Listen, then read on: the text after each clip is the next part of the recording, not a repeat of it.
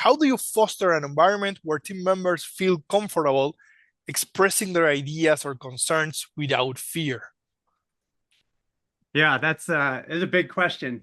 And I don't know that I'm by any means qualified, but I do have personal experience. So I'll say what I'm qualified to speak to. But um, I'll go a little academic on us just because we're talking about psychological safety. And so for me, I first came into like the formality or seminal work of what I think is the seminal work of psychological safety, which was Google's research project. I think it was Project Aristotle. And so there's a big New York Times article in 2016 that was published. I wrote down the title because I can't remember it, but it was what Google learned from its quest to build the perfect team, right? And so the TLDR out of that, at the end of the day, pretty lengthy article, really did come down to, if you can demonstrate psychological safety with a big kind of air quotes, right? What does that actually mean? Those are probably where you get the most high performing, productive teams. So, what is psychological safety? How do you build it? I think a huge component of that, they give examples of being vulnerable. So, like a leader being vulnerable with the team feeling safe to be vulnerable with the leader, and with each other, right? And so, how are you really getting to know each other?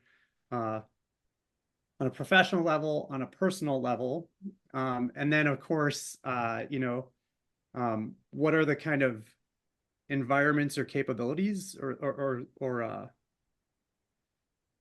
well, yeah, what are the environments, the routines, the daily norms, the group norms that let that type of stuff happen? And so for me, as I just kind of look back over successful, safe, highly performing teams that I've been a part of and orgs, um, a lot of that is having some lightheartedness. You've got daily stand-ups.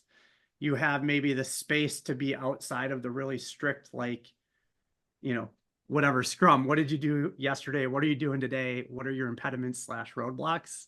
A lot of the teams I've been on, uh, we would buffer in something called the 16th minute, and that's for your parking lot or icebox items. So like you're giving your stand up, but you're in a parking lot. And then oftentimes the 16th minute, which is going another like, from minute 16 on, it kind of will go on. And that's where you get to potentially, with certain teams, start to just figure out like, what did you guys do last night? What happened over your weekend? What are you dealing with, right?